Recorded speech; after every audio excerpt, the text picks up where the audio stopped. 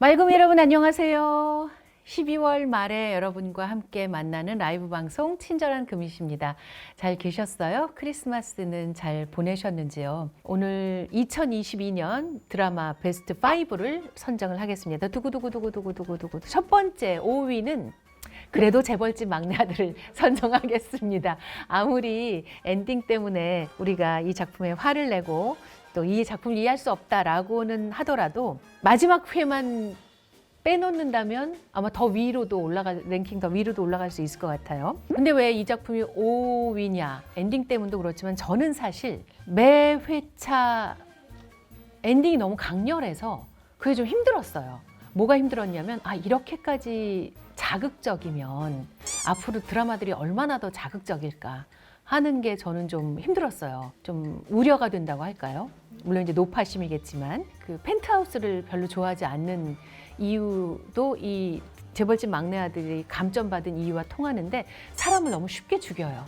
아무렇지도 않게 그런 사람들이 죽인 사람들이 살아가고 아무리 드라마지만 저는 굉장히 사람 정서, 보는 사람 정서에 나쁜 영향을 미칠 거라고 생각하거든요. 그래서 저는 사실은 너무 나쁜 행동을 아무렇지 않게 하는 사람들이 등장하는 것이 저는 좀 싫었어요. 사실 이성민 배우는 올해 모든 드라마를 통틀어 최고의 연기를 보여주신 분 같아요. 뭐 연말에 이제 곧 각 방송사 공중파 3사에서 연기대상 시상식을 하겠지만 정말 죄송하지만 그 배우님들보다 저는 이성민 배우님의 연기가 훨씬 더 좋았다. 이번에 물 만난 고기? 그런 느낌? 정말 너무나 훌륭한 연기였다는 데는 아무도 이견이 없을 거라고 생각합니다. 네, 그래서 5위 재벌집 막내 아들, 4위로 갑니다.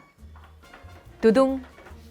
우리들의 블루스. 저는 4위로 뽑았습니다. 그리고 제가 이 드라마를 4위로 뽑을 줄 몰랐어요. 다른 경쟁작들이 없었으면 단연 1, 2위를 다투는 작품이었을 텐데 왜 4위가 됐느냐면 그 이유는 우리들의 블루스 리뷰할 때 이미 한번 얘기한 적이 있는데요. 18화라는 긴 호흡 그리고 18화를 거쳐오는 동안 주인공이 한 사람인 경우는 있었지만 거의 매화 주인공이 바뀌었잖아요. 사실 이 드라마는 그래서 기획이 된 거고요. 그게 이 드라마만의 특장점이기도 하고요.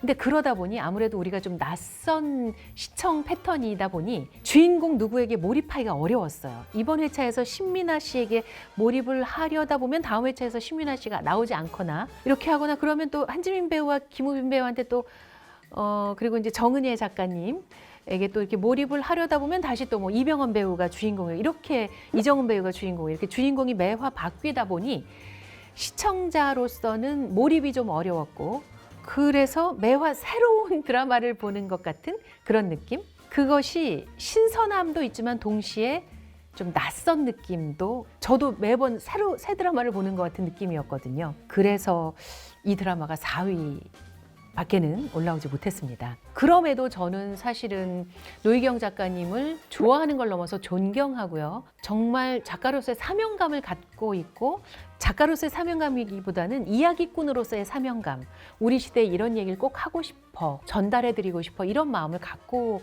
집필을 하시는 것 같아요. 그리고 이런 방식도 해보고 싶어. 왜냐하면 사실은 이게 우리 삶이잖아요. 우리 삶이 18명이 매화 주인공인 삶이라고 생각해 보면 이 드라마가 우리 삶이었어요. 그래서 제목도 저는 어렵게 막 꼬지 않고 우리들의 블루스라고 그냥 블루스가 가장 우리가 편안하게 느끼는 남녀노소 할 것 없이 그런 장르이기도 하잖아요. 그리고 좀 우울하기도 하고 그래서 저는 이런 제목을 붙이셨다고 생각하고 그래서 이런 구성을 하셨다고 생각하거든요. 사실은 이제 중견을 넘어서 뭐 존경받는 대선배 작가가 되셨는데도 여전히 새로운 시도를 하고 있고 도전을 하고 있다.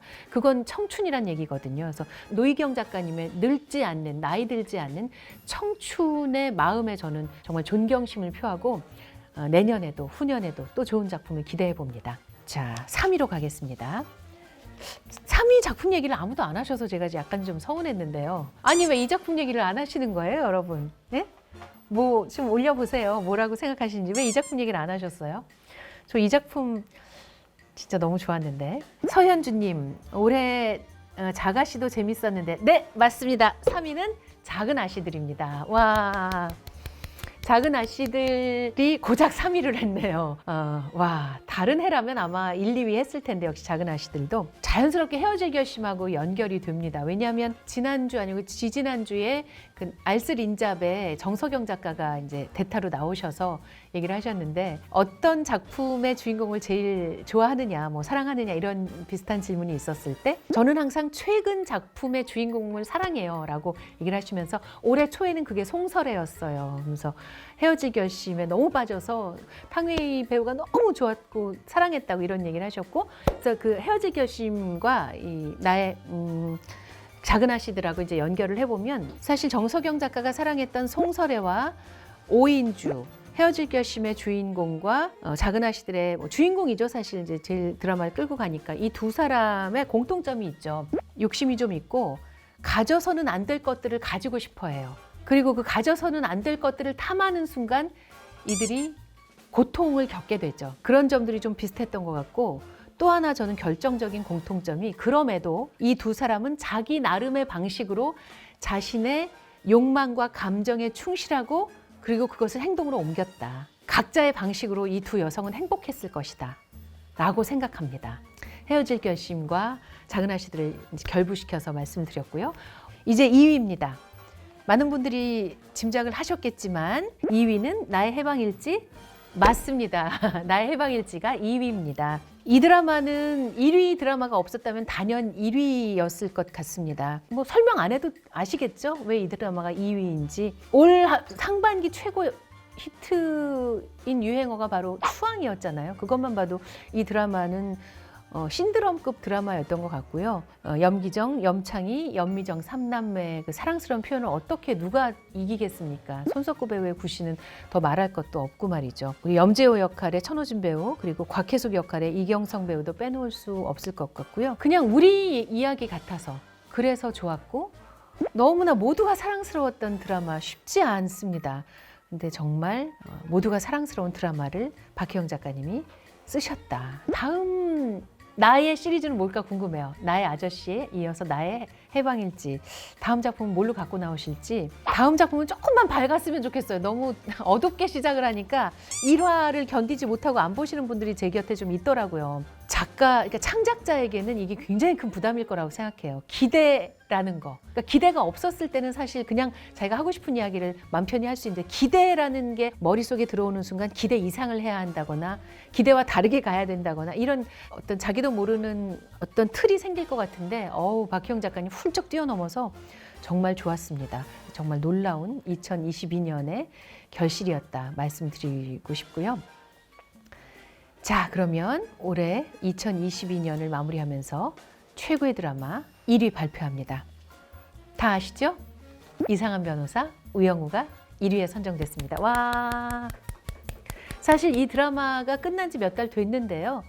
끝나자마자 나온 기사들을 보면 이미 그때가 뭐 한 가을이나 겨울 아니었는데 가을 정도였던 걸로 기억하는데도 2022년 최고의 드라마로 손꼽힐, 2022년 최고의 드라마가 될 이런 표현들이 나옵니다. 즉 아무리 뛰어난 작품이 나와도 이 작품을 뛰어넘기가 쉽지 않다고 드라마에 관심 있고 드라마를 사랑하는 분들은 생각하고 계셨던 것 같아요. 이렇게 좋은 드라마가 많이 사랑받고 오래 기억되면 좋겠습니다.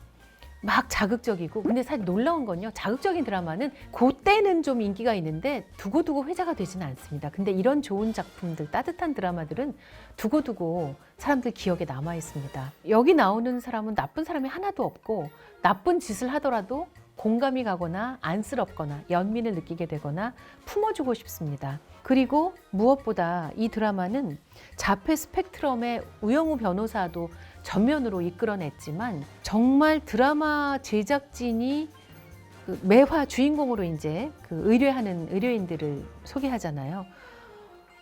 어떤 드라마 제작진도 전면에 내세우고 싶어 하지 않을 노인 부부 계셨고, 그리고 탈북 이주민들, 그들의 문제 그렸고, 그리고 성소수자들 그렸고, 이런 분들은 어지간한 드라마 제작진은 전면에 내세우기 쉽지 않거든요. 왜냐하면 시청률이 보장되지 않을 거라는 어떤 편견이 있기 때문에 이 사이에서 늘 저울질을 하다가 저는 포기할 거라고 생각을 하는데 이 드라마는 애초에 기대가 별로 없었잖아요. 이제 기대가 별로 없었다는 건 드라마로는 처음이었죠. 문지연 작가가.